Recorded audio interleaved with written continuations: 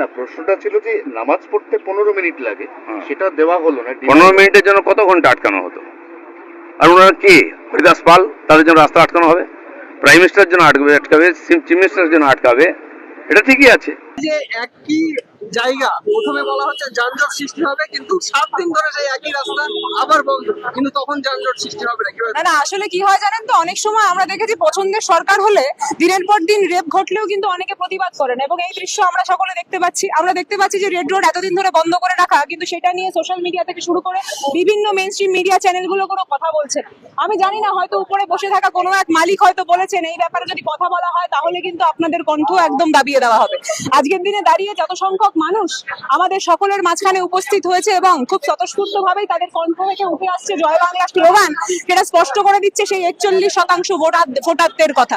তার পাশাপাশি এত সংখ্যক লোকজন যারা এবার ভোটটা দিয়ে উঠতে পারেননি তাদের কথাও কিন্তু বলে দিচ্ছে তারা। আমাদের মূলত কথা হচ্ছে যে যেইভাবে আমাদের কণ্ঠস্বর দাবিয়ে দেওয়ার চেষ্টা করছে তারা, এইভাবে কি কণ্ঠস্বর দাবিয়ে দেওয়া সম্ভব? আমার তো মনে হয় ওখানে গিয়ে এই জোগাড়টা করলে হয়তো আরো বেশি কাজে দিত। 15 বছর তৃণমূলে থেকে চুরি করেছে, দুর্নীতি করেছে, মেসিকে বাল্য বন্ধু মনে করে কোমর জড়িয়ে ধরার চেষ্টা করেছে। এরা সরু চালের ভাত খাওয়ার লড়াই করেছে, এই তো লড়াই। এখন ওই ফান্ডটা ভাবছে এখন কে ভোগ করবে। এতদিন পরে মনে পড়ছে ফান্ডটা কোথা থেকে আসলো? চাকরি বিক্রি করার টাকা, তোলাবাজির টাকা এতদিন পরে মনে পড়ছে। বাংলার মানুষকে কি বোকাবে? দিলীপ কি বলেছে বলে চিৎকার করলে কিছু হবে না। দিলীপ বলেনি, দিলীপের কণ্ঠ দিয়ে বেরিয়েছে। এই কথাটা আরএসএস এর নীতিমালা, এবং ওটা অমিত শাহ নরেন্দ্র মোদীর কথা। দিলীপ ঘোষের উপর রাগ করলে হবে না, বুঝতে হবে দিলীপ ঘোষ যে কথাটা বললো এটা কি দিলীপ ঘোষের কথা? বহু বিজেপি নেতার থেকে দিলীপ ঘোষ অনেক অনেক অনেক ভালো। আজকে যদি নরেন্দ্র মোদী 7 দিন ধরে ধ্যান না করে যদি বলতো মুসলমানরা যে এখানে নামাজ পড়তে দেবো না, আমাদের বিজেপির নেতারা হাঁকবে 13 দিন ধরে। নরেন্দ্র মোদী এসে এখানে 3 মাস ধরে যোগব্যায়াম করবে, হু হা করবে, কার বাবার কি মুসলমানদের কি দরকার? দর্শক, রেড রোডে নরেন্দ্র মোদী এবং শুভেন্দু অধিকারী যোগ ব্যায়ামের যেই অনুষ্ঠানের আয়োজন করেছেন এর তীব্র প্রতিবাদ ও নিন্দা আপনাদের জানাতেই হবে। দেখেন, আইন তো সবার জন্য সমান। যেখানে মুসলিমদেরকে নামাজ পড়তে দিল না তার একমাত্র কারণ রোডে জ্যাম লাগে। যদি মুসলিমরা এই রোডে নামাজ পড়তে দাঁড়ায় তাহলে রোডে জ্যাম লাগে, মানুষ অসুবিধার ভিতর পড়ে, মানুষের যাতায়াত করতে অসুবিধা হয়। এই জন্যই তো রেড রোড থেকে নামাজ পড়া বাতিল করে ব্রিগেড প্যারেড গ্রাউন্ড দিয়েছেন। তো ব্রিগেডে গিয়ে মুসলিমরা বছরে ঈদের নামাজ, মাত্র 2টি ঈদের নামাজ, সেই ঈদের নামাজ সেখানে গিয়ে পড়তে পারে। তো আপনাদের এই অনুষ্ঠানটি কেন ব্রিগেডে আপনারা দেননি? এখন যে এই আপনারা 7 দিন তো অনুষ্ঠানই হবে, তো তার আগে ওই যে প্যান্ডেল করতে সময় লাগবে, কারণ এখানে প্রধানমন্ত্রী নরেন্দ্র মোদী আসবেন। তো এখানে তো একটা ব্যাপার স্যাপার আছে, চেকিংয়ের ব্যাপার আছে, এদিকে সিকিউরিটি গার্ড, ওদিকে সিকিউরিটি গার্ড, মানে আরও 7 দিন আগে থেকেই কাজ শুরু করতে হবে। আবার 7 দিন পর পর্যন্ত এইসব খুলে পরিষ্কার করে নিয়ে যেতে সময় লাগবে। মোটামুটি 321 দিনের মতো লাগবে, ওই 1 মাসের মতো।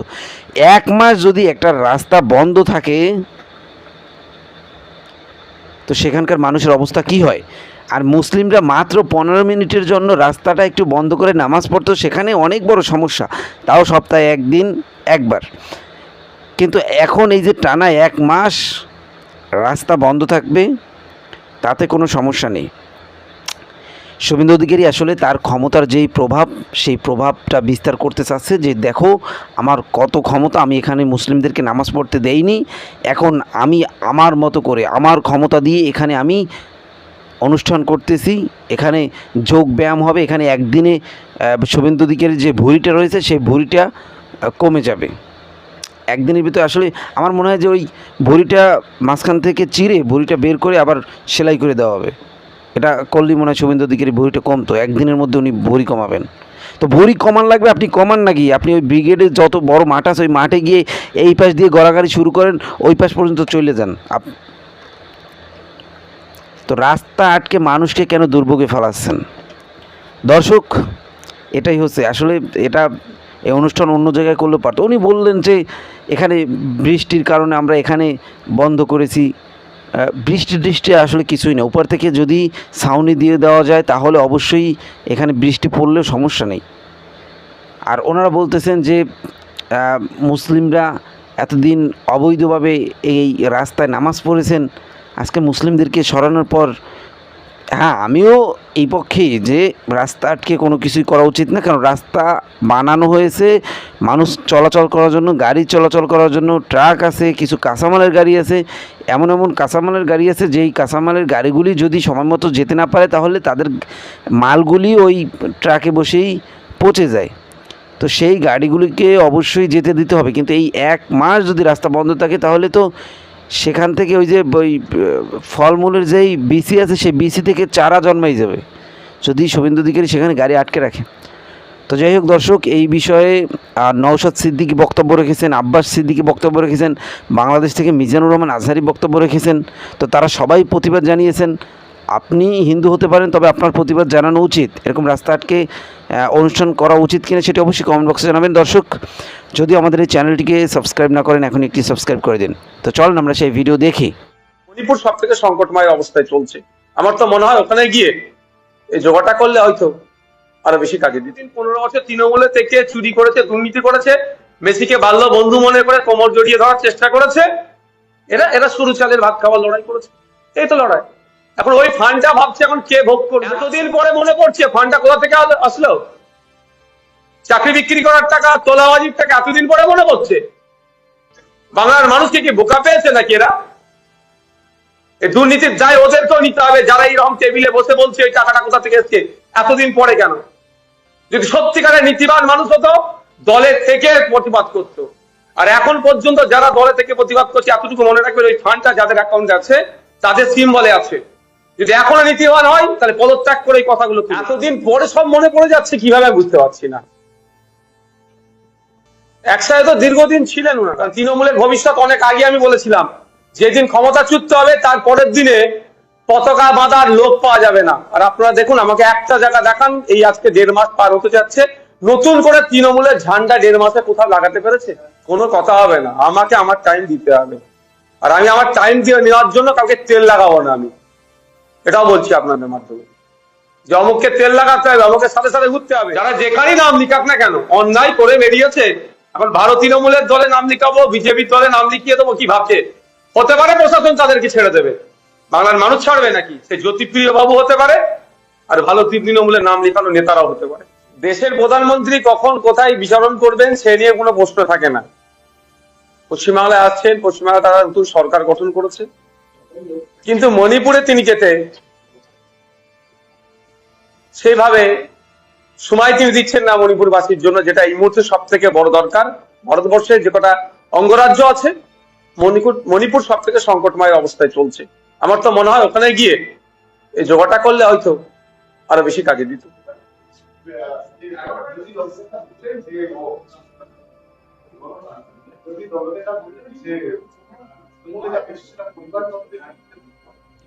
দেখুন, কথা হচ্ছে বিরোধী দলনেতা যেটা বলেছে তার সুরে সুর মিলিয়ে কথা বলতে হবে এরকম ব্যাপার নয়। যদিও আমি বিরোধী দলের বিধায়ক হিসেবে বলছি, এতদিন পরে সব মনে পড়ে যাচ্ছে কিভাবে বুঝতে পারছি না। একসাথে তো দীর্ঘদিন ছিলেন ওনারা। আর এই পরিবারতন্ত্র বা এটা আমরা আজকে দেখছি না, আমরা তো বারবার বলে আসছি। সেই সময় বা 4 মে 2026 তখন খুব মিষ্টি মিষ্টি লাগছিল, আর এখন আমরা দেখতে পাচ্ছি এখন এইগুলো শব্দগুলো বার হচ্ছে। আমি টু বি ফ্র্যাঙ্ক একটা কথা বলি সাধারণ মানুষের উদ্দেশ্যে, সব থেকে বড় কথা, ওই সমস্ত ভালো আর খারাপ তৃণমূলকে যারা ভোট দিয়ে জিতিয়েছেন, আপনারা কাকে জিতিয়েছেন একটু ভাবুন। কাদেরকে জিতিয়েছেন?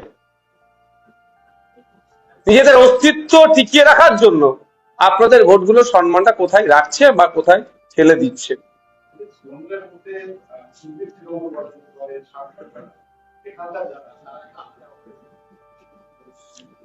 দেখুন, কে কোন গ্রুপে যাবে সেটা আমি ডিসাইড করে দিতে পারি না, এটা তাদের সম্পূর্ণ ব্যক্তিগত মতামতের উপর নির্ভর করছে। তবে আমি একটা কথা বলতে পারি, আমি ওই বেশি তাত্ত্বিক কথা আমি জানিও না বা বলিও না।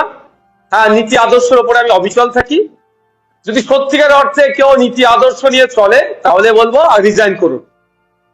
আপনি অমুক জায়গা থেকে দাঁড়িয়েছিলেন মমতা ব্যানার্জির ছবিকে সামনে রেখে, অভিষেক ব্যানার্জি তৃণমূল কংগ্রেসের জোড়াফুলকে সামনে রেখে দাঁড়িয়েছিলেন, রিজাইন করুন, আবার সেখানে ভোটে দাঁড়ান, এসে এখানে ভাষণবাজি করুন। হ্যাঁ, আমি নওশাদ সিদ্দিকী এখানে বসে আছি আমাদের সিম্বলকে সামনে রেখে মানুষের আশীর্বাদ নিয়ে। মমতা ব্যানার্জির ছবিও আমাদেরকে দেখাতে হয়নি। নিজের স্বার্থে তারা কি কাজ করবে? নিজের স্বার্থের জন্য হয়েছে। আমি এখানে তৃণমূলের ওকালতি করতে আসছি না, কারণ তৃণমূলের ভবিষ্যৎ অনেক আগে আমি বলেছিলাম, যেদিন ক্ষমতাচ্যুত হবে তার পরের দিনে পতাকা বাঁধার লোক পাওয়া যাবে না। আর আপনারা দেখুন, আমাকে একটা জায়গা দেখান, এই আজকে 1.5 মাস পার হতে যাচ্ছে, নতুন করে তৃণমূলের ঝান্ডা 1.5 মাসে কোথাও লাগাতে পেরেছে? 15 বছরের কথা কিছুক্ষণ আগেই বললেন যে 15 বছর গণতন্ত্র ছিল না, 15 বছর কিছুই হয়নি। দ্বিতীয়ত কি 15 বছর নিজে ঘুমিয়েছিলেন? দেখুন, আমি ব্যক্তিগত কাউকে আক্রমণে যাব না, আমি শুধু একটা কথা বলবো যে যে অন্যায়কে এতদিন তেনারা সহ্য করেছিলেন না প্রতিবাদ করে, তাহলে মানুষ, সাধারণ মানুষ জানতে নিশ্চিতভাবে তাদের কাছে চাইবে যে এতদিন আপনারা আমাদের চোখ কেন খোলেননি।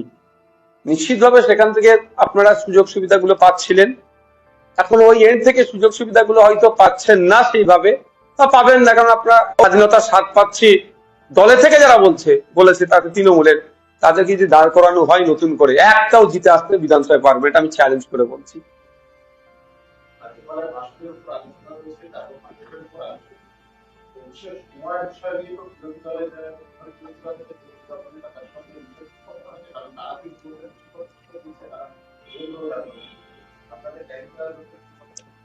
দেখুন, আমি এটা সেকেন্ড টাইম এমএলএ, কাকে বললে টাইমটা পাওয়া যায় সেটা আমি জানি, আমি তাকে জানিয়ে দিয়েছি যে আমার জন্য এই টাইমটা বরাদ্দ করতে হবে, তার কাজ হবে আমার টাইমটা রেখে বাকি টাইম ডিস্ট্রিবিউট করা।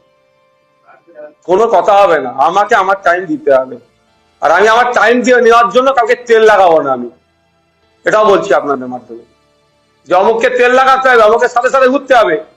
আমি এর আগের বারে 5 বছরে পারফর্ম করেছি বিধানসভায়, আমার যা টাইমের প্রয়োজন ছিল, যাকে নির্দিষ্ট টাইম যার কাছ থেকে বরাদ্দ হয় তাকে যে বলেছি সিস্টেম মেনে, এবারও সিস্টেম মেনে করবো, আমার টাইম আমাকে দিতে হবে।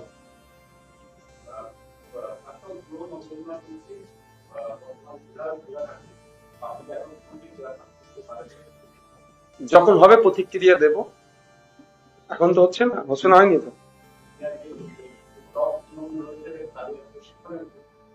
থাকতে পারে, কাকে কখন করে বোঝা মুশকিল। এই ব্লক তৃণমূলটা তো 4 তারিখের আগে ছিল না, হঠাৎ করে গজিয়ে উঠলো। আর দেখুন আগামীকাল কি হতে চলেছে।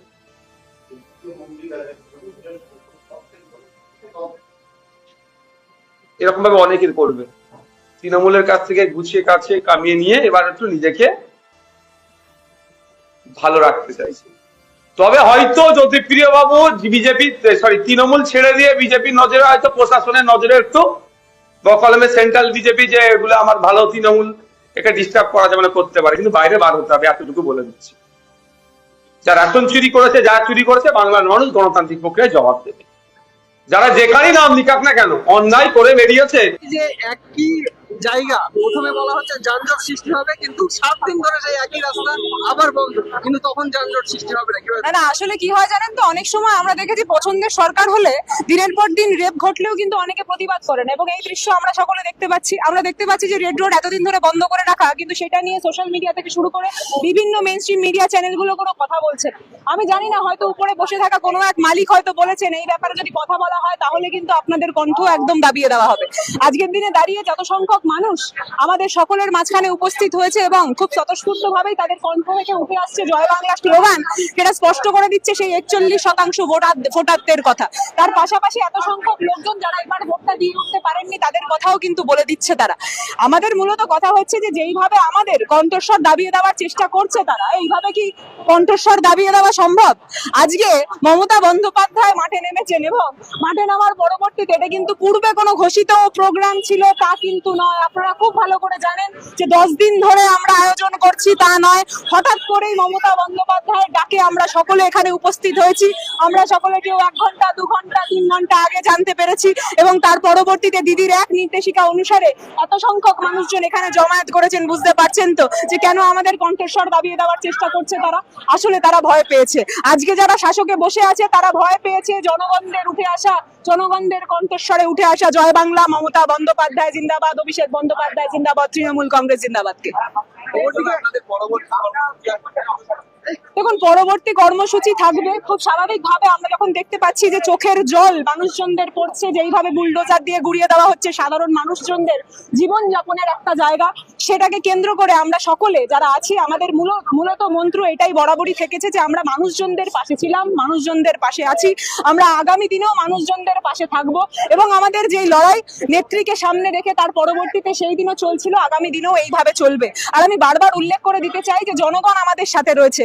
যখন দেখতে পাচ্ছি যে একদম সাধারণ মানুষের জীবন জীবিকা এইভাবে গুড়িয়ে দেওয়া হচ্ছে এবং তার পরবর্তীতে কিছু লোকজন সেটা নিয়ে ব্যঙ্গাত্মক মন্তব্য রাখছে, তখন আমাদের মনে হচ্ছে যে একটা পৈশাচিক শাসন চলছে, কেউ চালানোর চেষ্টা করছে, কিন্তু এখনো মানবিকতা বেঁচে আছে, মমতা বেঁচে আছে। তাই সেই মমতাকে সামনে রেখে, নেত্রীকে সামনে রেখে এত সংখ্যক মানুষজনদের এখানে উপস্থিত। মমতা বন্দ্যোপাধ্যায় আরো একবার হাইকোর্টে গেলেন এবং পূর্বে আমরা দেখেছি যে পুরো রাজ্যের রেজাল্ট নিয়ে তিনি একটা কেস হয়েছিল, মামলা হয়েছিল, এবার ভবানীপুর নিয়ে স্পেসিফিক মামলা করছেন।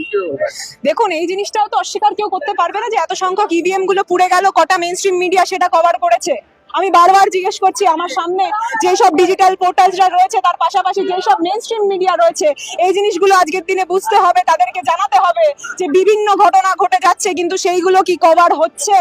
আজকে যখন 4000 সংখ্যার ইভিএম, 4000 ইভিএম একদম কম সংখ্যা তো নয়, এত সংখ্যক মানুষজন যখন ভোট দিয়েছে, তাদের যখন বুক ঠুকে এই কথাই তারা বলছেন যে জনগণের ভোট নিয়ে তারা নাকি শাসনে এসছেন, কিন্তু তাহলে জনগণদের মতকে যখন আমরা বারবার বলছি, সেই মতকে এত ভয় পাওয়ার চেষ্টা তারা কেন করছে?